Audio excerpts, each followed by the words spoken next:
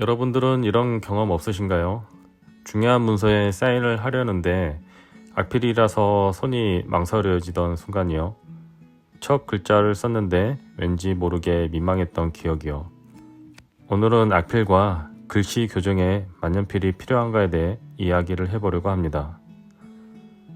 제가 예전에 부동산에서 전세 계약서를 쓰던 날이었는데요. 계약서에 제 이름을 쓸 때 집주인분과 공인중개사분이 제 손만 쳐다보고 있으니 갑자기 긴장되더라고요. 악필이 생전 안 잡아보던 각을 잡고 쓰려다 보니 아주 이상한 글씨체가 나와 부끄러웠던 기억이 있습니다. 그날 이후로 생각이 많아졌는데요. 생각해보니 요즘 같은 디지털 시대에도 은근히 글자를 쓰는 경우가 많더라고요.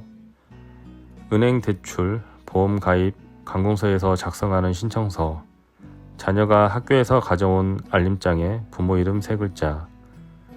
제 이름을 쓸 때마다 손이 멈칫하곤 했습니다. 나는 왜 내 이름 3글자도 잘 못 쓸까 하고요. 사회생활을 하다 보니 글씨체로 그 사람에 대한 첫인상이 바뀔 수도 있다는 사실도 알게 되었고, 글씨가 삐뚤빼뚤하니 생각도 잘 정리가 안 되는 것 같기도 하고요. 항상 제 글씨에 대한 불만이 있었습니다. 그러던 어느 날 우연히 만년필 관련 영상을 보게 되었는데요. 필기감이 좋다, 글씨가 달라진다, 그런 글들이 종종 보이더라고요. 처음엔 저도 반신반의하면서 혹시나 하는 마음에 처음으로 만년필을 사봤는데요. 바로 깨달았습니다. 만년필은 아무렇게나 막 쓸 수 있는 펜이 아니라는 것을요. 힘을 주면 망가지니 천천히 신경 쓰면서 정성껏 써야 하는 아주 불편한 펜이었습니다. 그런데 말이죠. 이 불편함 때문에 글씨가 교정이 되더라고요. 만년필이 무조건 악필을 교정해 줄 수 있다고 말씀을 드릴 순 없지만 적어도 악필 교정에 만년필만큼 더 좋은 것도 없다라는 거예요. 아무래도 만년필이 기본적으로 촉 두께가 있다 보니 볼펜이나 샤프처럼 세필하기가 어려워 글 획을 조금 더 크게 가져갈 수밖에 없습니다. 이렇게 획을 크게 가져가다 보면 그 가로, 세로, 좌우, 대각선 중에 자신이 취약한 획 부분이 잘 보이고요. 글 교정하는 데 있어서 정말 도움이 많이 되는 것 같습니다. 그래서 제가 지금까지 써보고 느낀 악필 교정을 위한 만년필 고르는 기준이 있는데요. 첫 번째는 펜 촉이 너무 미끄럽지 않을 것입니다. 한글은 획이 많다 보니 글 획 중간에 멈칫을 할 수 있어야 모양을 예쁘게 잡을 수 있습니다. 두 번째는 가능한 F 또는 M 촉으로 쓸 것입니다. 너무 가늘면 오히려 글씨가 지저분해 보일 수도 있고 필압에 의한 획 두께 변화가 더 잘 느낄 수 있거든요. 그런데 이건 브랜드마다 촉 사이즈가 조금씩 달라서 꼭 직접 써 보셔야만 알 수 있을 것 같습니다. 세 번째로는 적당한 무게감과 밸런스인데요. 이건 펜을 잡는 자세가 흐트러지지 않게 도움이 됩니다. 그래서 제가 직접 써보고 추천해드리는 가성비 악필 교정 만년필 세 자루를 소개할까 합니다. 우선 파이로트 카쿠노 F촉이고요. 가격은 1에서 2만원대입니다. 지금 보여드리는 촉은 EF촉인데요. F촉이 사라져서 우선 디자인만 보시라는 의미로 영상을 찍었습니다. 이 제품의 소비 타겟층이 어린이부터 중고등학생들이긴 하지만 삼각 그립이 있어 글씨 자세 잡기에는 탁월합니다.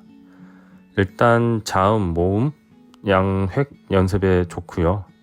우선 무엇보다 가격 부담이 없습니다. 그런데 저는 손 안에서 펜을 돌리면서 다시 잡는 습관이 있는데요. 이 그립이 걸리적거리는 느낌이 조금 있어서 장단점이 있는 그립이라고 생각이 돼요. 보시는 것처럼 EF 촉이다 보니 만년필에 필압을 빼고 쓰더라도 촉이 날카로워 종이에 조금씩 걸리면서 써집니다. 뻑뻑한 느낌을 지울 수가 없네요. 그래서 글씨가 더 지저분해 보입니다. 만약 여러분께서 고르신다면 F쪽으로 고르세요. 1만원대 만년필 중 해자라고 생각합니다. 두 번째는 라미 사파리 F촉인데요.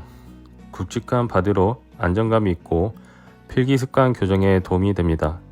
가격은 3, 4만원대이고요. 어떤 분들은 살짝 뻑뻑한 느낌이 있다고 하시는데요. 저는 이 약간의 뻑뻑함은 곧 획을 그을 때 멈칫을 할 수 있는 거니까 오히려 글씨 교정용으로는 좋다고 생각합니다. 필기감 자체도 좋아요.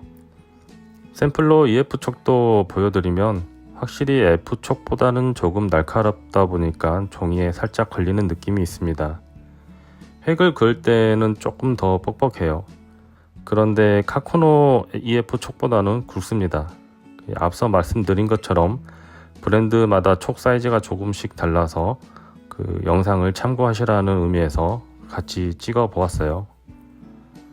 아무튼 라미 사파리 글씨 교정용 촉은 F를 추천드립니다. 그리고 마지막으로 트위스비 에코 F촉인데요.